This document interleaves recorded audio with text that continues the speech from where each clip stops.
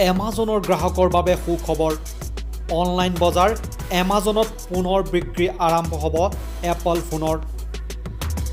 শনিবাৰে মাজনিশাৰ পৰা আৰম্ভ হ'ব লগা এই বিক্ৰীৰ প্ৰক্ৰিয়া চলিব 25 জুলাই পৰ্যন্ত এই সময়ছোৱাত গ্ৰাহকে আইফোন 11 সিৰিজ আৰু আইফোন 8 প্লাছৰ দৰে নতুন আৰু পুৰণা দুইটা মডেল ৰেহাই মূল্যত লাভ কৰিব গ্ৰাহকে এপল আইপেড সিৰিজ আৰু এপল ওৱাচ সিৰিজৰ ওপৰতো ডিসকাউন্ট লাভ কৰিব অন্যহাতে এই বিক্ৰীৰ সময়ত আইফোন 11 64GB 68300 টকাৰ পৰিৱৰ্তে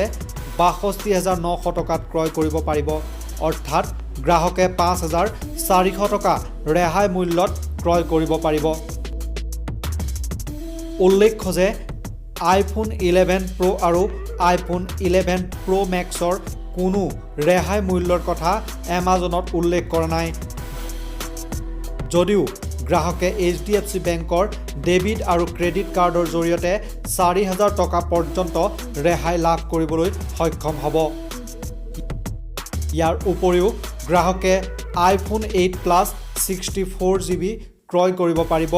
41500 টকাত বৰ্তমানে যাৰ বজাৰ মূল্য 41900 টকা আইফোন 7 সিৰিজতো আকৰ্ষণীয় ৰেহাই লাভ কৰিব এমাজনে জনোৱা মতে বহু বেংকে বিনা খৰচত EMI ৰ সুবিধা আগবঢ়াব